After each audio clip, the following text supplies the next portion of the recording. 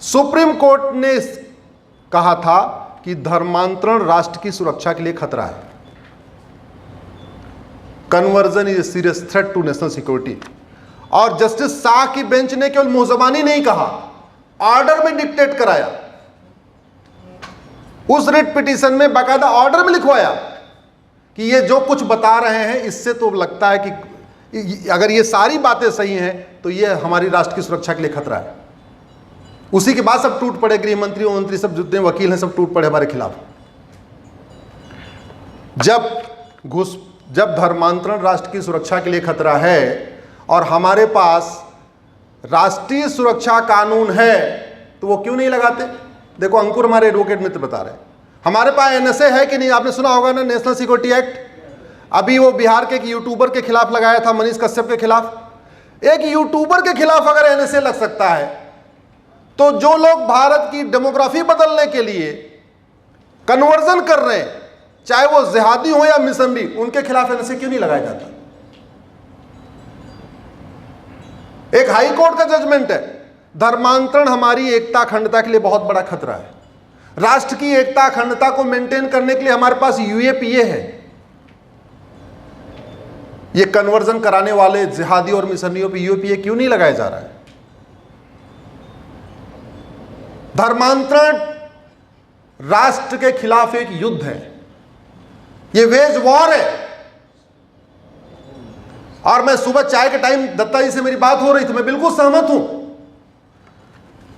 जहां देश के खिलाफ कोई युद्ध हो, चाहे वो धर्मांतरण के रूप में हो या घुसपैठ के रूप में हो, उसके लिए इंडियन पिनल कोड में सेक्शन 121, 122 बना हुआ है जिसमें सजा ये मौत है इसमें कानून,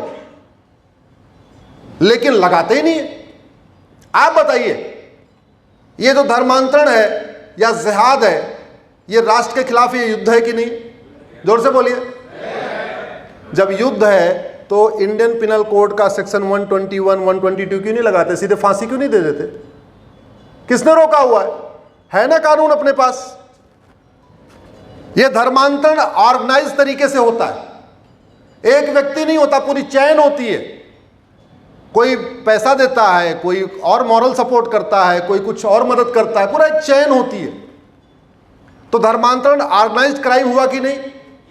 बोले जरा। और ऑर्गेनाइज्ड क्राइम को टैकल करने के लिए हमारे पास गैंगस्टर एक्ट है। तो जिहादियों और मिशनरियों के खिलाफ गैंगस्टर एक्ट क्यों नहीं लगाते? मैं गारंटी के साथ कहता हूं, यह इंडियन पिनल कोड में एक नया चैप्टर जोड़ दिया जाए। इसमें ऑफेंस रिलेटिंग टू रिलीजन तो है, लेकिन ऑफेंस रिलेटिंग टू कन्वर्जन नहीं है। धार्मिक भावना आहत करना अपराध है, इस पे एक चैप्टर है, लेकिन धर्मांतरण करना अपराध है, इस पे चैप्टर नहीं है।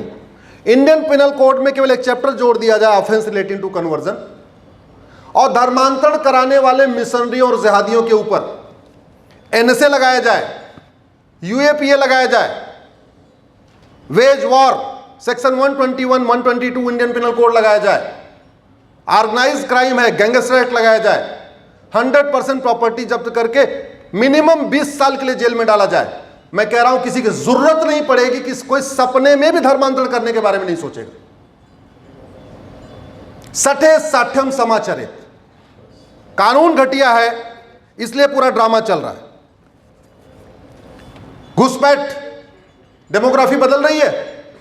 याद रखिए, चर्चा करते जाएंगे, सेमिनार करते जाएंगे, ये करते जाएंगे, वो करते जाएंगे।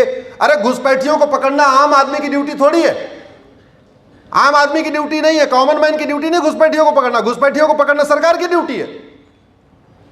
हम क्यों नहीं, जब घुसपैठिए जानबूझ के भारत की डेमोग्राफी चेंज करने के लिए यहां बसाए जा रहे हैं, हम घुसपैठियों के ऊपर क्यों नहीं एनएसए लगा रहे? क्यों नहीं यूएपीए लगा रहे? क्यों नहीं गैंगस्टर एक्ट लगा रहे? क्यों नहीं सेक्शन 121 लगा रहे? और इस इंडियन पिनल कोड में एक चैप्टर क्यों नहीं नया जोड़ देते, ऑफेंस रिलेटिंग टू इन्फिल्ट्रेशन? कोई लागत आएगी क्या? जरा जोर से बोलिए। चंद्रयान बनाने की लागत होती है, राफेल खरीदने की लागत होती है, बाकी हाईवे बनाने की लागत होती है, एक्सप्रेसवे की लागत होती है, कानून बनाने की कोई लागत होती है क्या? एक चैप्टर जोड़िए, एनसीए लगाइए, यूएपीए लगाइए, मैं गारंटी के साथ कहता हूं केवल कानून बना दिया जाए कि 3 महीने का टाइम है, 3 महीने में जिन घुसपैठियों को जाना है चले जाए, नहीं 3 महीने के बाद इनको जेल में डाल देंगे, एनसीए लगाएंगे, यूएपीए लगाएंगे, गैंगस्टर एक्ट लगाएंगे।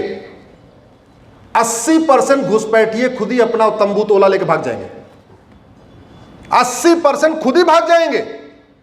जो 20% बचेंगे उनको पुलिस ढूंढ लेगी आराम से। सवाल यह, जो समस्या भारत में है अगर वो चीन में नहीं है तो क्यों नहीं है, हमको यह सोचना पड़ेगा। हमको यह सोचना है कि हम सेमिनार करेंगे, गांव में गोद लेंगे, फला जगह जगाएंगे। अरे भैया, चीन में कुछ नहीं होता, ना कोई गांव में गोद लेता है, ना वहां एनजीओ सेमिनार करते, कुछ नहीं करते। सरकार कानून बनाती है और ये ड्यूटी है उनकी। जैसे ड्राइवर का काम है गाड़ी चलाना, डॉक्टर का काम है इलाज करना, वैसे सांसद विधायक का काम क्या है? कानून बनाना। उनको लॉ मेकर कहते हैं। वो अपना काम नहीं कर रहे, उनको पकड़िए, ये उनकी ड्यूटी है। हम लोग कब तक रोहिंग्या ढूंढेंगे, बांग्लादेशी ढूंढेंगे और धर्मांतरण ढूंढते रहेंगे? एक विषय दत्ता जी ने मुझे सुबह बताया लैंड जिहाद का। एक तो हम लोग भी कई बार अपने शब्दों से ऐसी बात करते हैं कि हम किसी को जस्टिफाई कर देते हैं। जैसे कहेंगे धर्मांतरण, भाई जो आदमी कन्वर्ट हो गया उसका रिजर्वेशन खत्म होना चाहिए। इसका मतलब हमने बाय डिफॉल्ट कन्वर्जन को एक्सेप्ट कर लिया।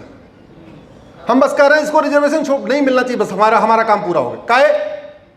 अरे वो भारतीय पंथ में कन्वर्ट हो तो बात समझ में आता है। भारत का व्यक्ति अगर जैनिज्म फॉलो करे, बुद्धिज्म फॉलो करे या सिखिज्म फॉलो करे, उसमें कन्वर्ट होगा तो संविधान की प्रियम्बल का उल्लंघन नहीं होगा। क्यों? क्योंकि सिखिज्म, जैनिज्म, बुद्धिज्म प्रियम्बल में इक्वलिटी, जस्टिस, लिबर्टी, फ्रेटर्निटी के कॉन्सेप्ट को मानते हैं। भारत का कोई व्यक्ति इस्लाम कैसे कबूल कर सकता है? क्रिश्चियनिटी कैसे कबूल कर सकता है?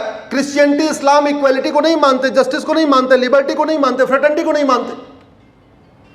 फिर उसमें कन्वर्ट कैसे हो सकता है?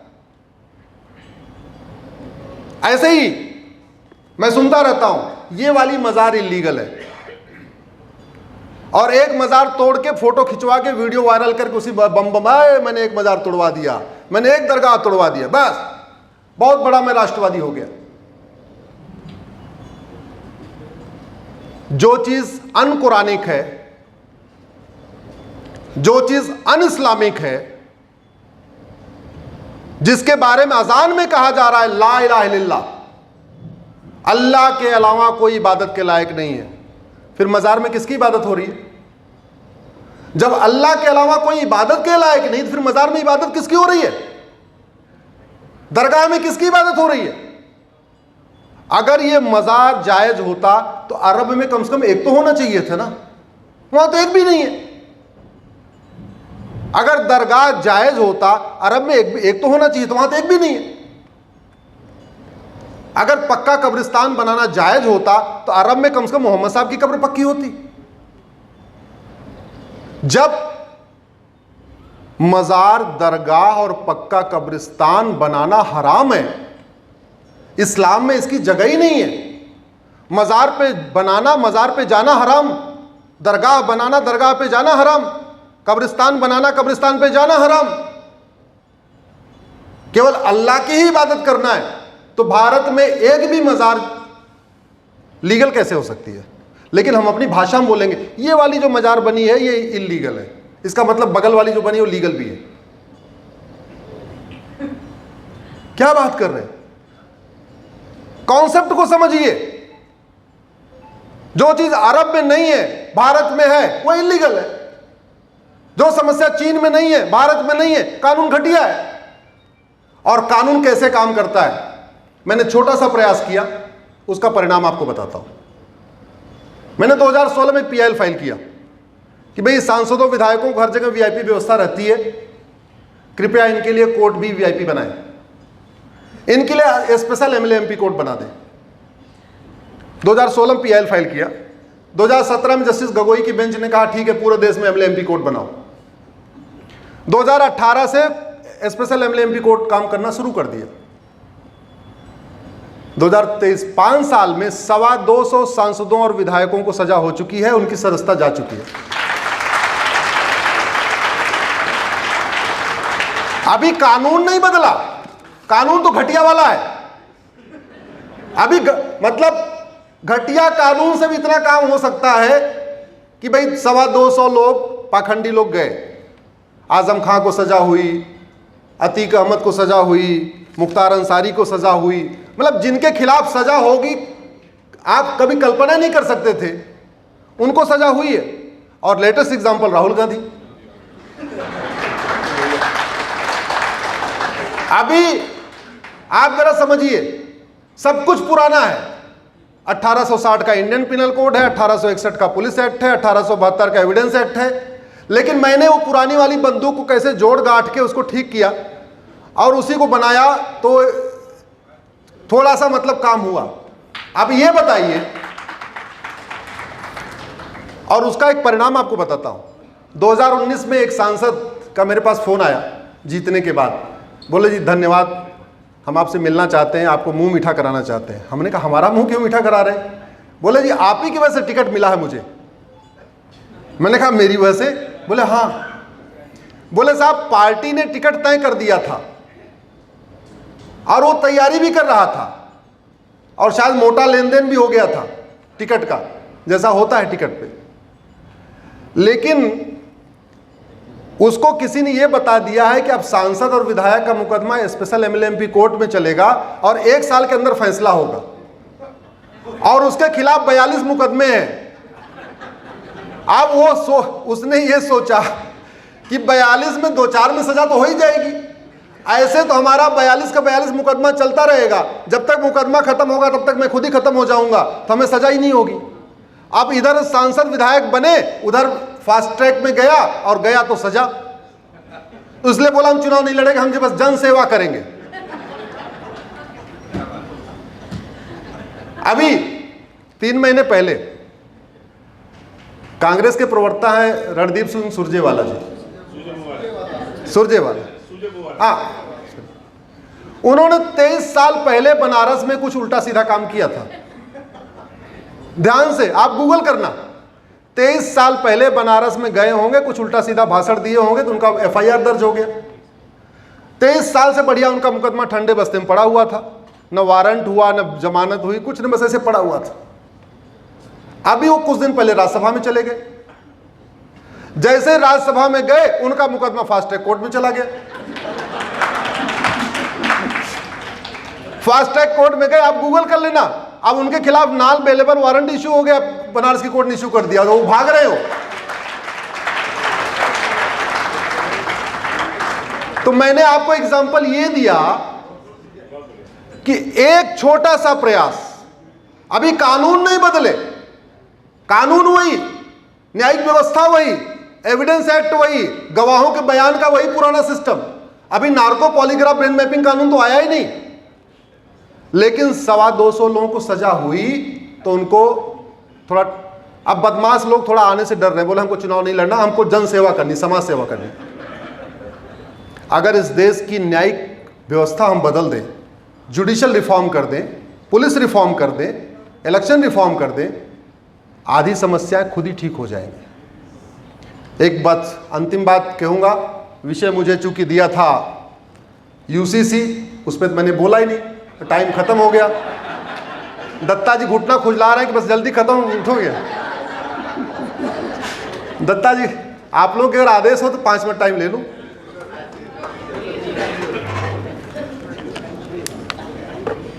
विषय तो बोला ही नहीं।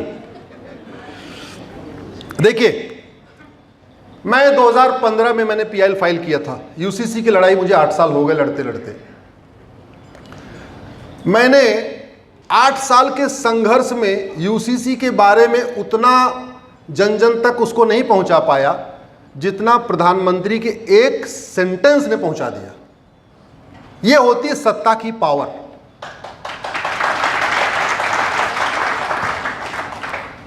इसलिए मैं कह रहा हूं, सब लोग मिलकर अपने अपने सांसदों को पकड़िए, न गांव गोद लेना, न अपने अपने सांसदों को गोद ले लीजिए, उन्हीं के यहां ठिया लगाइए। और वहां बढ़िया है कि यहां तो सेमिनार कर रहे हैं, हॉल बुक कर रहे हैं, पैसा भी लग रहा है, सब कुछ लग रहा है, खाना भी लग रहा है। हम कह रहे हैं इतने लोग सांसद के यहाँ पहुंच जाओ ना, उन्हीं का चाय, उन्हीं का भोजन, उन्हीं को घेरो और घेर के बोलो 1860 वाला आईपीसी कब तक चलेगा, 1861 वाला पुलिस एक्ट कब खत्म होगा, 1872 वाला एविडेंस एक्ट खत्म होगा, पुलिस चार्टर कब लागू होगा, जुडिशियल चार्टर कब लागू होगा। यूसीसी की बात, संविधान में लिखे हुए किसी एक भी वाक्य का विरोध करना संविधान का विरोध करना है। कॉमन मैन एक बार फ्रीडम ऑफ एक्सप्रेशन को यूज करके संविधान में लिखी हुई बात का एक बार चलो विरोध कर भी सकता है। क्यों? क्योंकि ना उसने शपथ लिया है, ना उसने संविधान पढ़ा है। लेकिन ओवैसी, सिब्बल, चिदंबरम जैसे लोग जो आर्टिकल 44 का विरोध कर रहे हैं, इनकी तो सदस्यता खत्म होनी चाहिए, क्योंकि अपनी शपथ वो तोड़ रहे हैं। शपथ तोड़ने में अपराध जब तक घोषित नहीं होगा, यह समस्या बनी रहेगी।